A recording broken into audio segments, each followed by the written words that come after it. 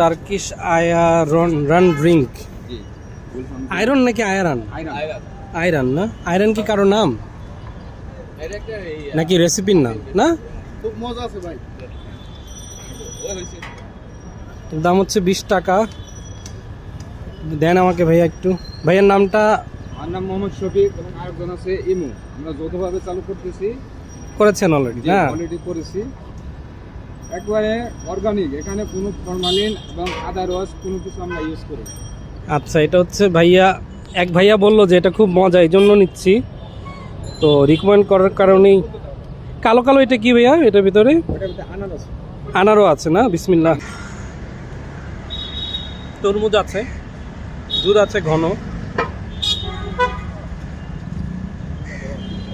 ড্রিঙ্কসটা অনেক রিফ্রেশিং লাগে।